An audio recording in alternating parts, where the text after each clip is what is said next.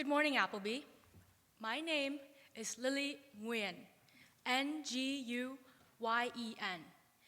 If you're wondering why more than half the Vietnamese population at Appleby have my last name, yes, it's because we're all cousins. A lot of people have trouble pronouncing our last name, even my closest friends. It usually goes down to Wing, Nguyen, or Nguyen, but nothing can compare to the time when someone in my religions class was stalking through BBK, as we all do, and pronounced it as New Gen.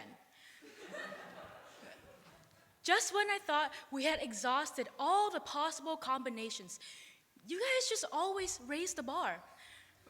For reference, my last name is pronounced Nguyen, like the second syllable in singing, but as a consonant. Before anyone feels bad about mispronouncing, none of this is actually a big deal. It's not that serious.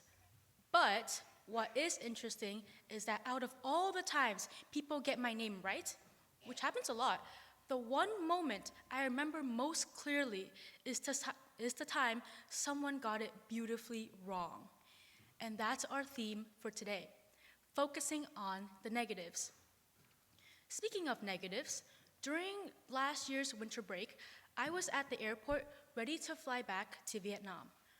When I got to the check-in agent, she looked at my passport, my plane ticket, and let me go to the TSA. Before I left, she politely said, "Have a good flight."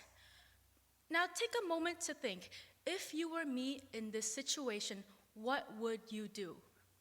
Perhaps something like, "Thank you," would have been fine, but being the overachiever I am, I said, "You too," and walked away.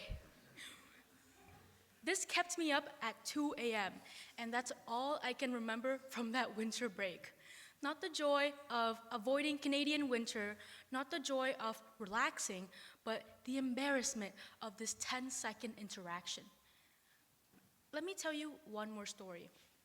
We'll rewind back to November 2023. My last year at the American International School of Vietnam. I was in grade 9 and it was my last sports day. For those of you who don't know, sports day is a friendly competition between grades 9 to 12. It was mostly for the older grades because grade 9 always lost, but even so, I really enjoyed it. We did water balloon fights, fun challenges with my group of friends, and overall, just having a good time. In the end, we didn't win, but we got a trophy for spirit. Since most of my friends knew I was leaving next year to come to Appleby, they wanted to make my last sports day as memorable as possible. So, without my knowledge, they asked the teacher for the trophy and told me to take photos with it for the memories. I didn't really feel a need to take photos, but it was really sweet of them, so I didn't want to turn it down. It was just a wholesome moment. But then I heard a voice coming from someone in my grade. "She's acting like she's the main character. She didn't even win anything," and her friends agreed with her. The comment was hurtful. As trivial as it is, I let it get to me. I know some of you will be like, "Really? That's it?" And I envy you. But for me, it felt like I was a terrible person. It felt as if everyone's eyes were on me, silently judging and thinking that I have some kind of superiority complex or main character syndrome. So that ruined my day. The thing is, I had nothing to do with this person and their friend group. We were practically strangers, but I still spent way more time than I should dwelling on this. And then I thought about it. I thought about what these three events had in common. Why did these awkward, sometimes negative experiences stand out so much? After researching, I found that this is a legitimate phenomenon, and I'm not crazy, and there's a name for it. It's called negativity bias, stemming from our survival instincts. As the name suggests, negative events such as criticisms, threats, or the feeling of being aired when you wave at someone in the hallway, but they didn't notice you, so now it's awkward and you look like a desperate fan. Those events tend to hold more weight than positive ones, such as beating your English teachers at Wordle, Most of them are not that good. Evolution-wise, this negativity makes sense.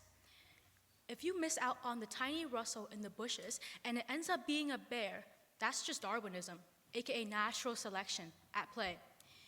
Even though we no longer need to worry about seeing a bear in our everyday lives, this instinct still remains engraved in our brains. It just takes a different form. I consider myself a very cynical person, and it turns inward as being self-critical. So I developed a bad habit of comparing myself and constantly searching with my negativity bias superpower for some kind of reason to diminish any sense of content. So this is what ends up happening in my brain. You tried your best and didn't do well. You're simply not cut out for it to begin with, so there's no use in trying. You think you're good at something? This person is infinitely better than you. Oh, at least you have friends. That person has way more friends than you. They're kinder, they're more likable, they're smarter than you. Everyone has their life together. They've got it figured out except for you. For those who also have this superpower, I also know the number one thing we always hear in response is that your best is enough. But something that always stuck with me was, how can I truly be content with being good enough when my ceiling is merely someone else's floor? When, in many aspects, it felt like I've already reached the maximum and was destined to fail by design. With this mindset, I became fixated on short-term outcomes, magnifying negative experiences to be worse than they actually are. A low mark on a test that I studied really hard for, a loss, a failure despite trying my best, sucking at basketball because somehow everyone just happens to have a genetic mutation of being over 5'8". Unintentionally disappointing someone, being rejected socially or from a university. It goes without saying these things suck, and it got to my self-esteem. For every 10 successes and 1 failure, I still felt like I was merely saved by dumb luck or pure toiling that created the illusion of competency. That one day, this false pretense will break and everyone will realize I'm not who they think I am. By this point, half of you are probably like, that is absolutely ridiculous. What are you talking about? And the other half probably zoned out, but I think there's an aspect to this criticism that gets to even the best of us. More importantly, it does bring to light an intrinsic motivation of being human. Can you guess what it is? My hypothesis is that it lies in our ego. Not in the arrogant way, but simply we always want to be the best or to be accomplished. Deep down, we want to be recognized, accepted, to prove that we are significant, which in itself is an arbitrary criteria for the way we live our lives. Ultimately, though, it's to feed our ego. But I want you to think about why. Why do you want to be accomplished? For praise? Acceptance? Money? Then I want you to dig deeper.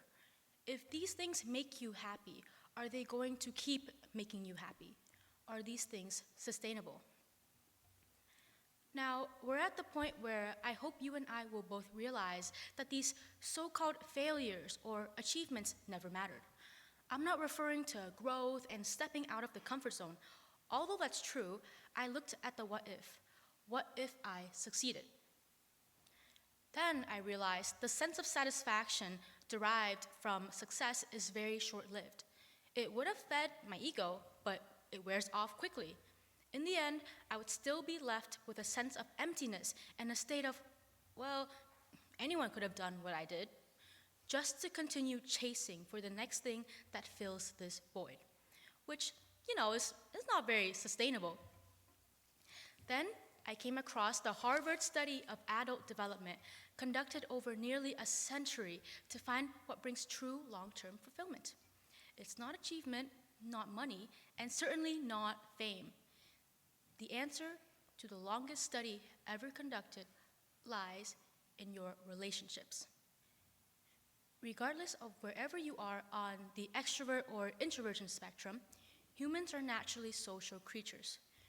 You will find that relationships are the very basis of how full you feel in a lifetime.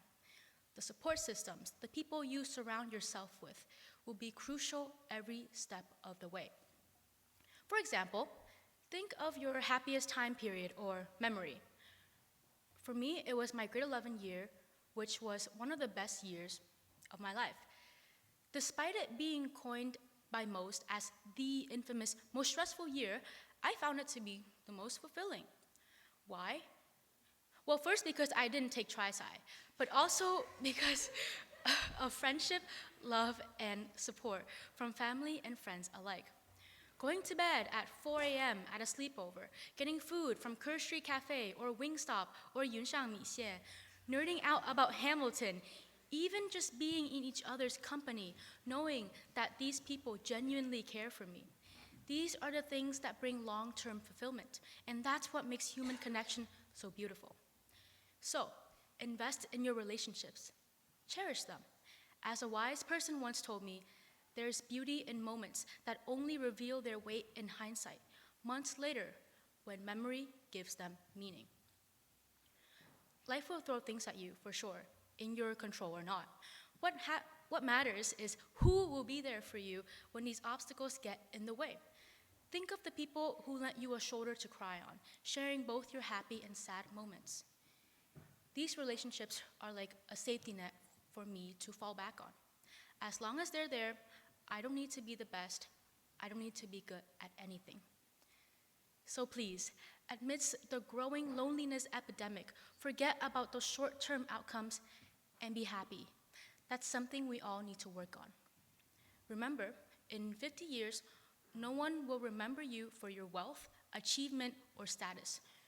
You're not gonna say, I'm rich and accomplished and I got into a great school, I'm so happy, but rather, wow, what a beautiful life I've lived, surrounded by those I love who also love me. And now I'd like you to embrace this moment of community by standing up and singing hymn 662. Shall I go down?